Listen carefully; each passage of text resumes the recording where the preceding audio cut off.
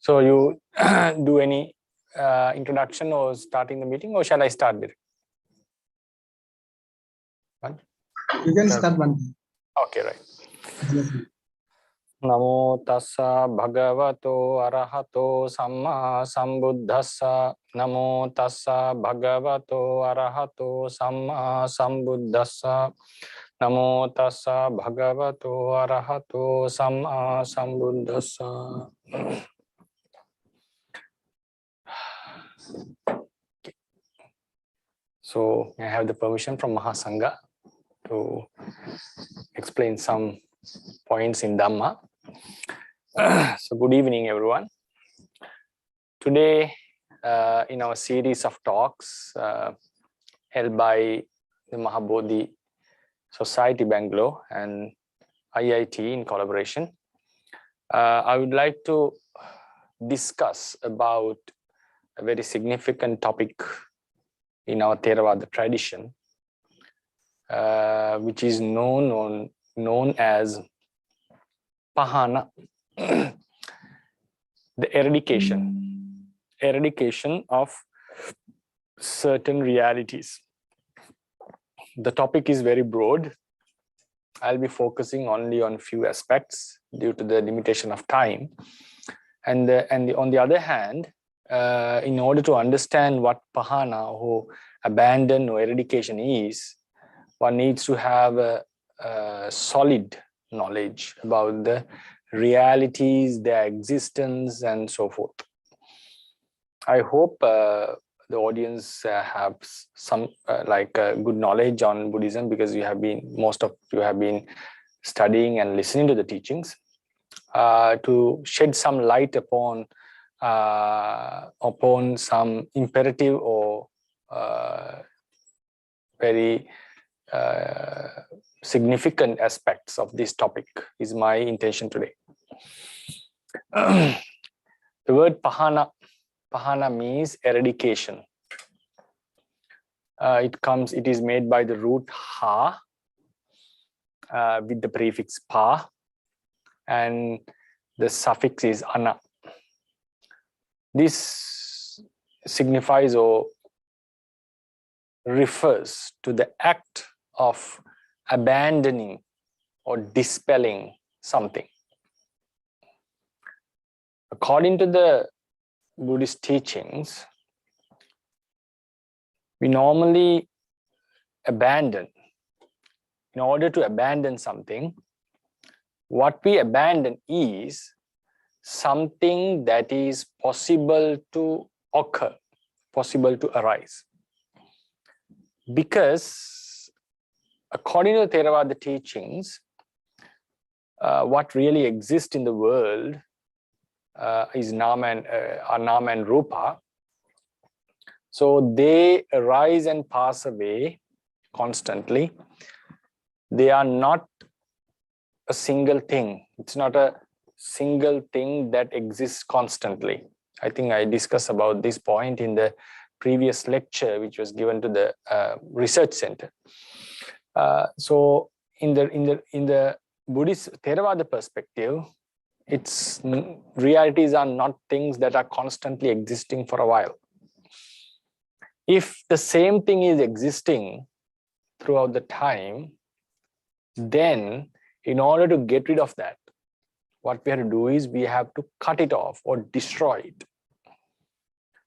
But a different explanation was given by the Buddha about the existence. According to him, different realities arise and immediately pass away. And after they are passing away, new realities emerge again. And this happens in a generation. Keeps on happening. Whatever which has arisen would naturally pass. There is no need of a cause or a whatever reason. The natural phenomenon is whatever which has arisen due to causes would pass away. Even the causes are still prevailing. That's the phenomenon. Why is that? It's because it's been obstructed or opposed by another phenomenon called aging. It's another topic. which is a very abstract topic, normally which we discuss in the lectures of fundamentals with some basic knowledge. It's a very, very deep, profound topic. So being opposed by the phenomenon of aging, any reality that occurs would naturally pass away, and it will be followed by another new reality. This keeps on going. So it's a generation happening. It's not a one thing. Then as long as the causes are prevailing, the generation would continue. The generation would continue. The thing is, according to some, regarding some realities, causes are prevailing and the effects would happen in future. It can happen. There's a possibility. For example, when we possess the latent tendencies of defilements, as long as they are present in our mind, within our aggregates,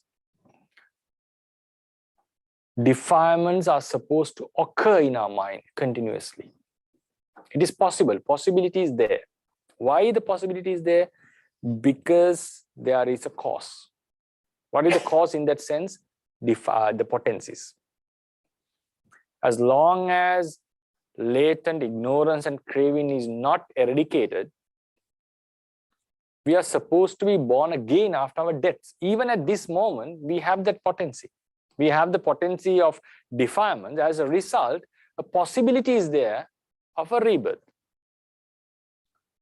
So according to the Buddhist teachings, the point is, now if we look into this aspect of possibility to happen, it's a philosophical notion.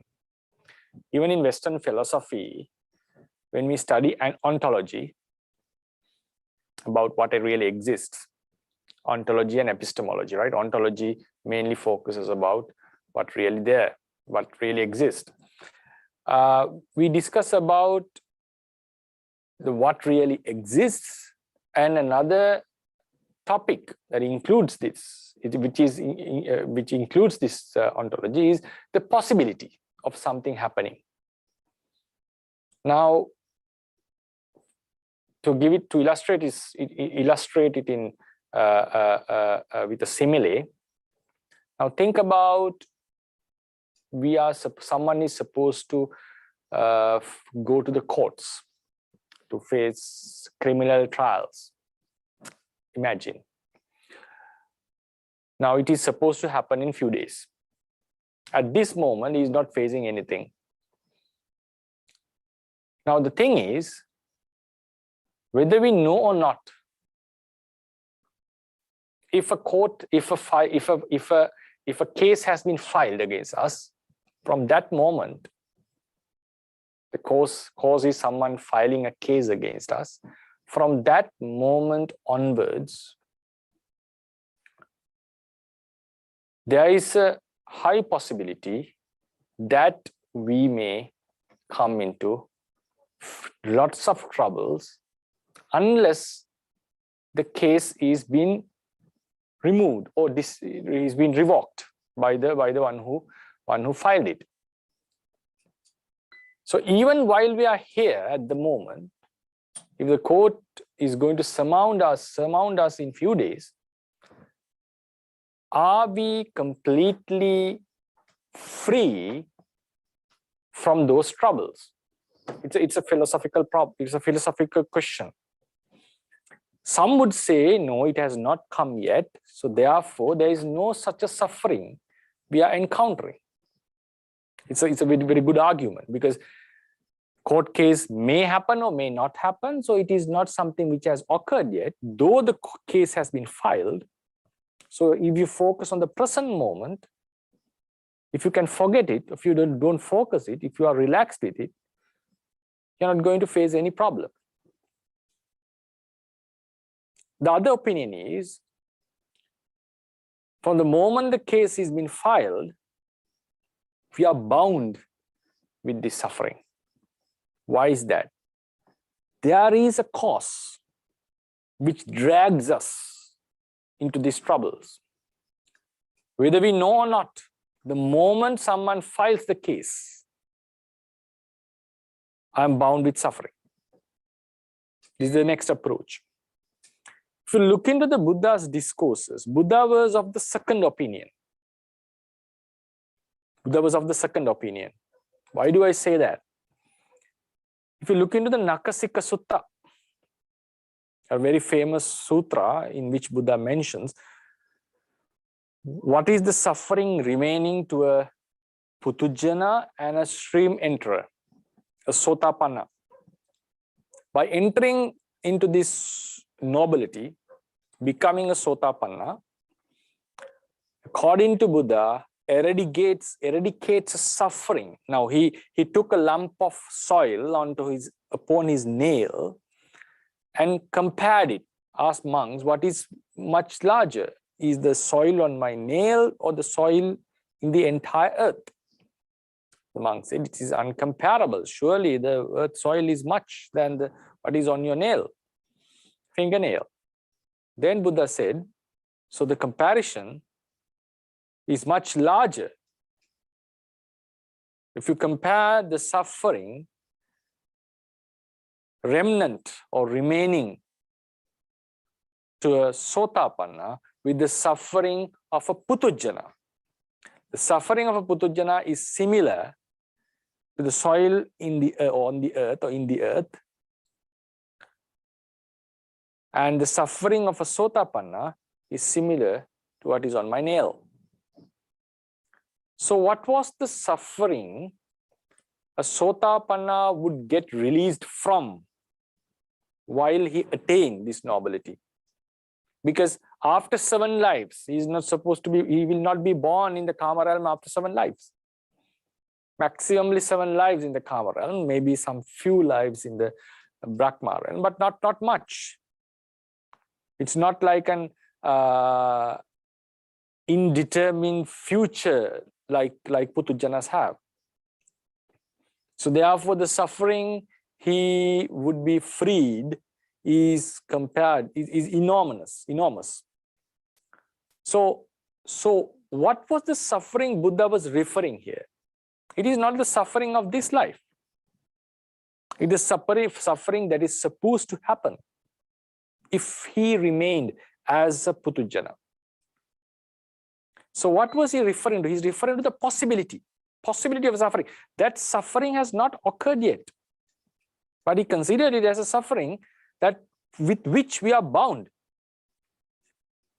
So therefore, in the debate of whether a possibility is something to be considered as real or it's just a mere consideration or illusion of the mind, Buddha was of the opinion, if the cause is prevailing, though the effect has not happened, as long as the cause prevails, the possibility of effect is there, and that possibility is something to consider.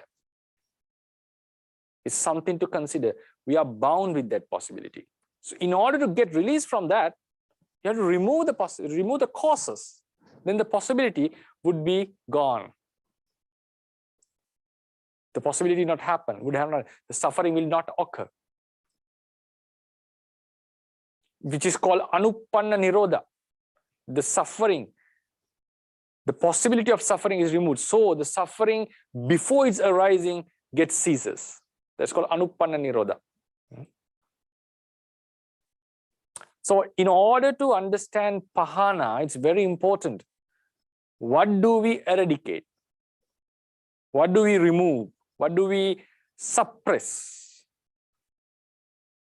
Mainly, now before going into that, mainly we should know what is being suppressed are unwholesome qualities. Buddha would not say in general sense, would not say to suppress wholesomeness, because we know there are 2 aspects, pahatabba and bhavetabba. Pahatabba, that should be abandoned. Bhavetabba, that should be developed. Bhavetabba are wholesome qualities, mental qualities. pahatabba are unwholesome defilements. So we do, and also another term is pahatabba and pahayaka. Pahatabba are the defilements. Pahayaka are the one, pahatabba is one thing that should be abandoned in the passive sense. Pahayaka means the thing which abandons, thing which dispels in the active sense. The doer and the object. Pahatabba. So defilements are eradicated by wholesome qualities. Pahayaka and pahatabba. So therefore, what is being abandoned are defilements. What abandons the subject is the wholesomeness. So what sort of defilements? What sort of defilements are being eradicated by wholesome deeds? That's my point here. We have to be very clear on this. Normally, to my experience while I was teaching in many places, most of the audience had a very casual idea about this. We normally say we just remove the defilements whenever they arise. The idea may seems like it may convey an idea, it may convey a message as that whenever it arises, you just remove it. Yeah, it's okay in the conventional sense. But if you ponder deeply into the subject, we get the question, what sort of defilement is being abandoned? Because there's a very basic fundamental in the Buddhist teachings saying that there cannot be two mind moments at the same time in the same mind stream. I'll repeat again. There cannot be two minds, two consciousness at the same time in the same mind stream. Same mind stream in the same being means in the same being. It means I cannot have two minds at the same time. It has to be successive, not simultaneous. There cannot be two minds at the same moment. It's a very basic fundamental in the Buddhist teachings. There was a Buddhist sect which discussed about a sort of consciousness that may exist called Alaya Vijnana. Theravadins are fully opposed to this. Theravadins are fully opposed to this. Remnants of that idea is still prevailing in the some traditions, especially in the Thai forest tradition. But Theravadins are fully opposed to this idea. According to them, two minds cannot occur at the same time in the same being. Now think, if we are abandoning unwholesome, now we know that by developing loving kindness, we abandon dosa, anger. By developing generosity, we abandon the grasping nature, like keeping for ourselves. We do abandon defilements by good qualities. We all know that. Whenever the anger comes, we try our best to subdue it. We just, very rarely we may unleash it. But as Buddhists, we are supposed to subdue it. So we know by developing wholesome deeds, unwholesomeness can be suppressed. We may not have eradicated it yet, but we know how to suppress it, to keep it at bay. For that, now think, what is the phenomenon happening at that moment? Now think, we get a dosa, anger, and we develop loving kindness. So can loving kindness and anger be at the same moment?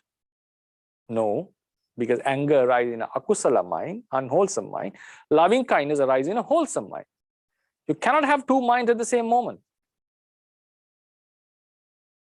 So when the loving kindness arises, the unwholesome mind has already passed away. Because there cannot be two minds at the same time. So does the loving kindness do any eradication? Now the point is, some may think, yes, because of this arose this path. No. The dosa chitta, the angry mind, would eventually arise and pass away as a natural cause. It keeps on happening in generations. That's true. But each and every angry mind has to pass away as a natural cause. Under the natural phenomenon, they would pass away. But if we didn't arouse or didn't bring up this loving kindness, a dosa chitta would have happened. Dosa chitta would have happened. So what did we abandon? Because the loving kindness is a teaching of the Buddha saying that loving kindness abandons anger. So what is the anger it abandons? Or abandoned? Is it the previous anger which arose and just naturally passed away? There's nothing to abandon in it because it would naturally pass away.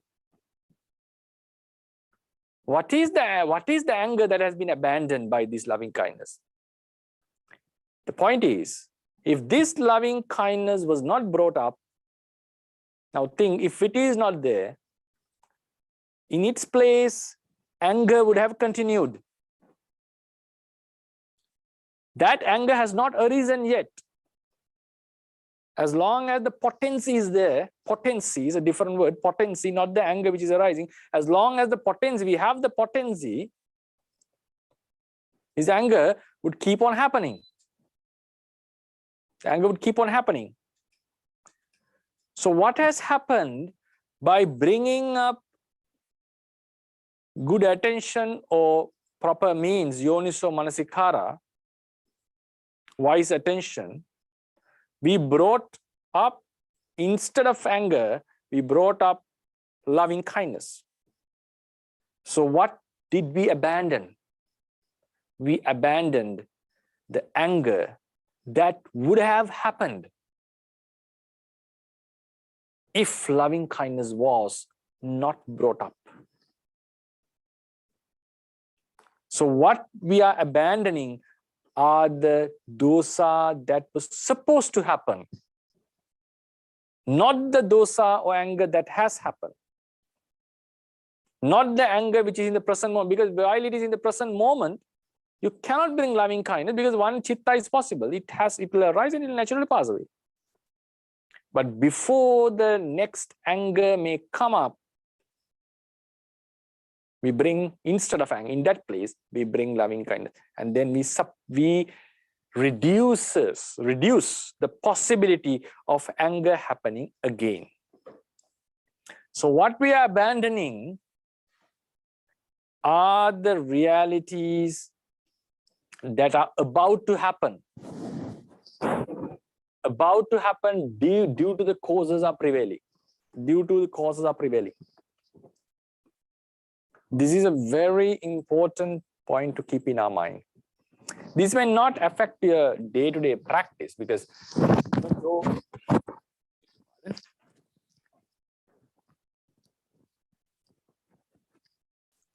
this may not affect your day-to-day practice greatly, because if even you don't know this phenomenon, whenever your anger comes, you just practice loving kindness and you subdue it. You all know that. Even one before knowing this explanation would still experience that anger is subdued. But if you deeply understand what the phenomenon is, according to the Theravada teachings, what is being abandoned are the defilements that are supposed to happen. Now think, we had anger for 5 minutes and we were able to overcome it by loving kindness. If that loving kindness was not going to happen, maybe it would have continued for 1 hour. So the anger that was supposed to happen, according to the strength of that anger, whatever would have happened within the next minutes was subdued. Subdued means we're not given the opportunity to arise. Not given the opportunity to arise. This is the point. And the thing is, anger, there is a potency within us. That's the point here. There's a potency. So when the potency is active, it comes into our surface as anger.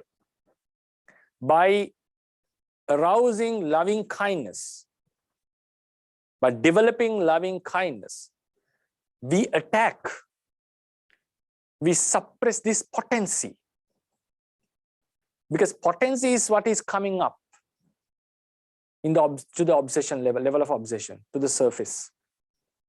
Potency and what is arising are not two realities. It's one stage of the reality. It's a stage of the dosa. We call it anusaya avattha. So this potency is suppressed or is affected by this loving kind. So it cannot come up. So the dosa that would have happened, the chetasika, the level of that would have come into the mind, was not given the opportunity. So we may say it was suppressed, it was not given the opportunity, it was removed, whatever it is. So this is called pahana. Then another point worthy giving attention, based on the Samana Mundika Sutta given by, it was a discussion between, it's two discussions are there reported in the sutra. Uggahamana, ascetic of a different religion, was having a discussion with a carpenter, Panchangika Tapati. So then he was a Buddhist and he discussed with this Uggahamana, and he came to the Buddha and reported their discussion. So as Uggahamana said, that ascetic, he said, merely not doing akusala, by merely not doing akusala, I consider someone of a great character, a great, highly renowned or a recluse who deserves veneration. Then when this was informed to the Buddha, Buddha mentioned, no, just by merely not doing anything, not doing any act, no evil deeds, one doesn't become a person of worthy of veneration. The commentary explains this, and also it can be fetched from the sutta when you deeply study it, think about it. He mentions that akusala has to be suppressed by kusala. Just by not doing anything, not doing evil deeds, one doesn't deserve any respect. Now think about a cow. I think cow would not transgress any of the 5 precepts. Now he is not observing the precepts for sure. The evil, think about the evil deed, the 5 evil deeds, not the heinous evil deeds, the killing, stealing, sexual misconduct, lying, and drinking alcohol. The cow doesn't have opportunity, would not do any of them. He doesn't kill any animal normally. Maybe he may crush some flies who are with his tail. That's a different case. But normally cow is very harmless. Cow doesn't steal because he doesn't have the idea, because to happen stealing, to steal, to do the act of stealing, you should know that this belongs to someone else. He doesn't have such an idea.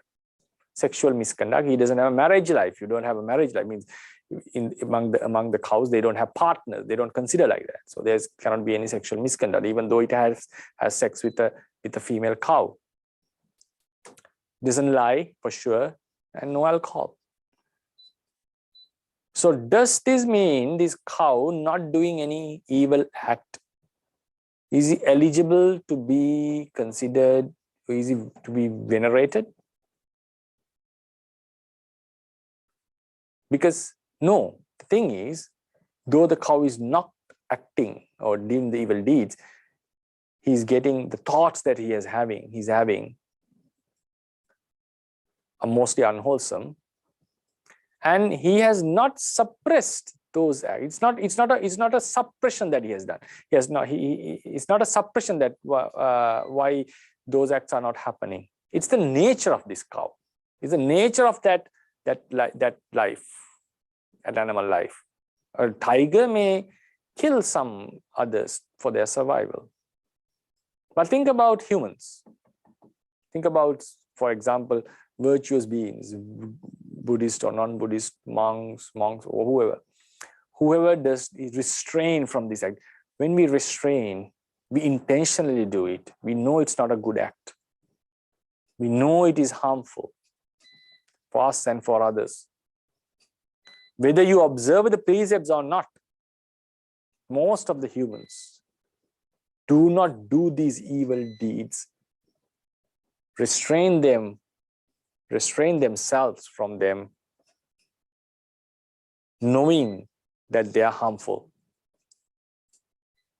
So that knowledge, understanding, restraining is a wholesome act. It's a wholesome sila. There's sort of an understanding, there's sort of an intention. So when you observe the precepts, surely we do it with a lot of faith and so forth. So only the cow doesn't have this element. Cow doesn't have this wholesome element. He's just merely not doing the acts. He may have different thoughts, but at least he's not doing the evil deeds. So is he considered virtuous? Is a cow virtuous being? No. There can be special cows like bodhisattvas when they are born in that realm. Special beings may have different advanced thoughts and maybe may observe, if we stick on the jatakas, because we do know some animals do manifest some certain special qualities, even though they do not speak, but still they may have some very good attributes. We know that such qualities may be present. Anyway, that's something to be discussed differently. So cow is not a virtuous being. By just, he's not eligible to be called virtuous, just merely not doing evil deeds. Therefore, the absence of evil is not pahana. Pahana means not letting them to occur by suppressing the evil deeds by a wholesome means. In order to get the pahana, we have to have wholesomeness. If it's just merely absence, it's not considered as wholesome. So you can see this in Samana Mundika Sutta and in its commentary. It's another point. So I discussed few points here. What is being eradicated are the defilements, and what eradicates are the wholesome deeds, wholesomeness, the kusala, pahatabba and pahayaka. And what do we eradicate? We suppress or eradicate the potency. So therefore, we don't let the defilements to come up. Instead, we can say that we eradicated the defilements. We do eradicate the defilements that are supposed to happen, not the defilements that has already happened, has occurred. And the next point is, in order to do the pahana eradication, wholesomeness has to occur in your mind. Just mere absence of evil deeds doesn't mean that you have done the pahana eradication. The last point I want to emphasize is the replacement. The replacement. Now think about a situation where your mind is low due to few reasons, maybe a loss of a beloved one, maybe something that we don't like, we don't appreciate would happen. One who is watching certain games or matches when your country loses a very specific game. Sadness occurs when your partner betrays you. So huge sadness may occur. So in order to get rid of that, what the masses of people do is go towards lobha or enjoyment. In order to forget that, we go partying. Or we may take some drinks or enjoy with our friends. And then eventually we forget about that, try to forget about it. And some will be will be able to replace it with joy. Is this considered as pahana according to Buddhist teachings? A question worthy paying attention. According to Theravada teachings, no. Pahana is always done by opposite natures. What is abandoned are the defilements. It has to be suppressed by wholesomeness. So here the opposing qualities are the unwholesomeness is being abandoned by wholesomeness. They are like darkness is being dispelled by light. Replacing dosa, anger, with lobha is there is some kind of a relief, but it's not considered as pahana. It's a replacement because no two chittas can occur at the same time. If we consider that we can suppress dosa by lobha, if we can do the pahana of dosa by lobha, if someone holds that idea, in the Buddhist perspective, from the Buddhist angle, he comes into the dilemma, then what happens? Now think about someone who is doing dana and goes into practice sila or meditation. Does this mean that now he was used to give a lot of dana and instead he started to do meditation? Or someone was meditating and he started to study the Buddhist teachings. So now, has he suppressed his dana by meditation? Or has he suppressed his meditation by studying? No, we don't say like that. The studying was replaced by meditation, or meditation was replaced by studying. Both are wholesome. Dana is wholesome. It was replaced by meditation. It means while you are meditating, we cannot give dana. While we are giving dana, we cannot do meditation. It's a simple thing. So likewise, when dosa, we go have lobha instead of dosa. At that time, there's no dosa. But it's not that the dosa is suppressed by lobha. Suppression, eradication, always happens with the opposite quality. Then someone can argue, isn't dosa and lobha opposite? Yeah, they are opposite in one type, but not, they both belong to the akusala group. So in that sense, they have a similarity.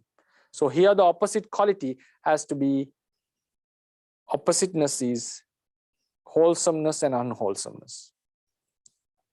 So therefore, one cannot suppress dosa by lobha. Now think about laziness. If you just watch for example, at night time, someone is watching a nice movie, maybe Netflix or something, you don't feel tinamita. Maybe while you are sleeping, feeling sleepy, you watch an interesting movie with lobha, the tinamita may go away. It's not considered as a suppression.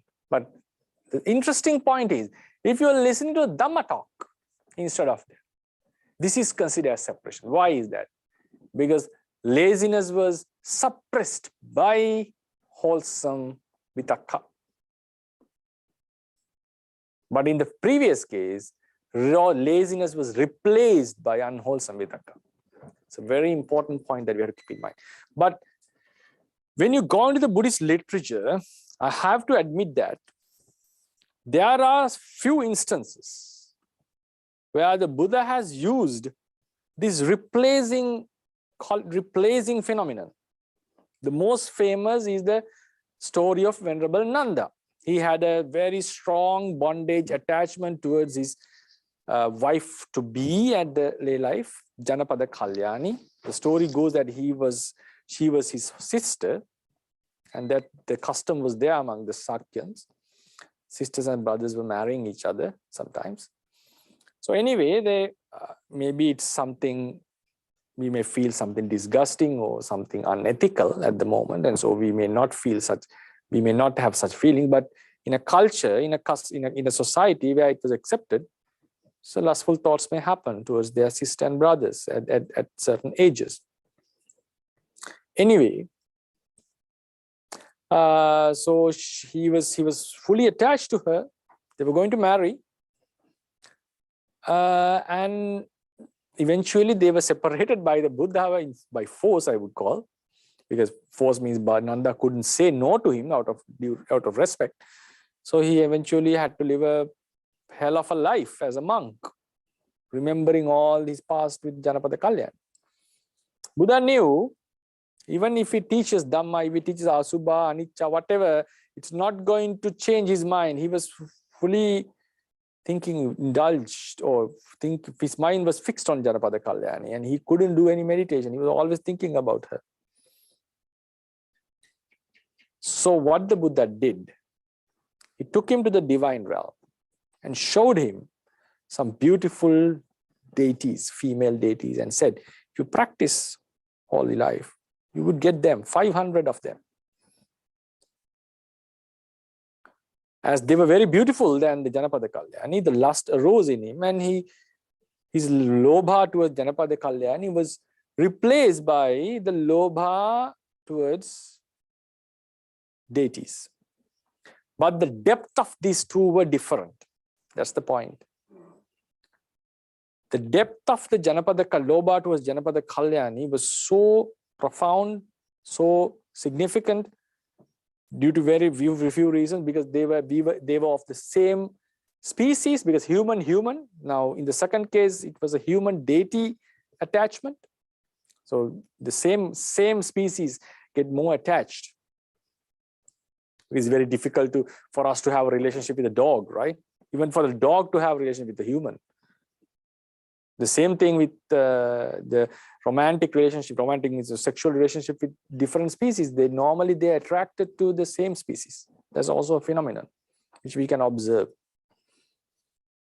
So Janapada Kalyani and Nanda's attachment was of the same species, and also their relationship is so deep and had lots of experiences, because they were living from childhood. They were associating each other.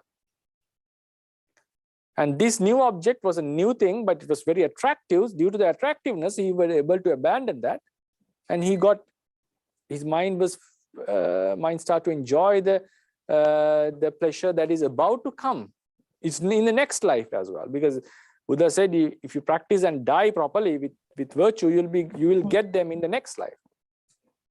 So therefore, that lust was not that much significant or deep like that towards Janapada Kalyani. So now what? Now Buddha replaced that lobha towards Janapada Kalyani with the lobha towards the deities, and then he was able to make him to hear, like implicitly insulted him through monks, saying that this Nanda is practicing monkhood to get the deities. It's like a slave or a worker who is waiting for his payment. He's practicing the holy life to get deities. So it was an insult. If this was said, or if something about Janapada Kalyani was said, Nanda would have got mad, or maybe if it would have been a different reaction. But in this case, he felt ashamed of himself, and he was able to remove it very easily. So in this place, Buddha has replaced the lobha. So it can be used. This approach can be used, but should not be used all the time, because still we are arousing another type of akusala. But I have to admit that in special occasions, in very serious occasions, that when there was no option at all, even Buddha has used this method. So, but should not be considered as a pahana. So that would be the points that I want to elaborate. It's a very interesting and broad topic. There are many more points to be elaborated if we discuss about this topic called pahana. So I focused on few aspects. Pahana happens between kusala and akusala. Kusala does the abandoning, and akusala is being abandoned. And what do we abandon are the real akusalas that are supposed to happen, not the akusala that has already happened. They will naturally pass away. The akusalas that would happen if the wholesome kusala was not brought up. Then just mere absence of akusala is not considered as pahana. It has to happen by suppressing the akusalas with kusala, by kusala. Then replacing akusala with another akusala is not considered as pahana. It always has to be with kusala. Yeah, these are the points that I would emphasize, and I hope you got some idea about this. In order to do that, it's a different topic, practical aspect, how to suppress lobha, how to suppress dosa. It's a different topic. I was talking about a fundamental aspects theoretically on this. In a practical aspect, we may have different explanations, like how do we deal with lobha or dosa or tinamida and so forth. It is a different topic. So because as these points are not much discussed in our day-to-day lectures, mostly I feel. So that's why I just want to shed light upon something and arouse your interest to study more these Buddhist teachings, because they are very interesting and they make sense and they are very profound. And more you know, you get much clearer about the practice. Yeah. So wish you all the best, and may you be able to develop this pahana in a high scale and attain the highest bliss of nirvana. So.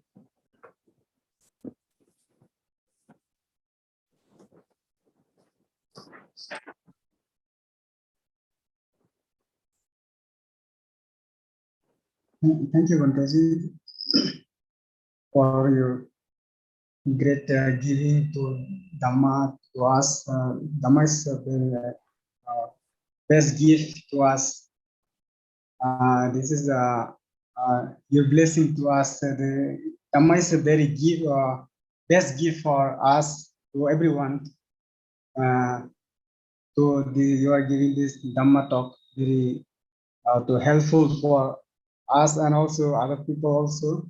So you are giving this opportunity to learn. We are thank you for this Dhamma talk, Mante.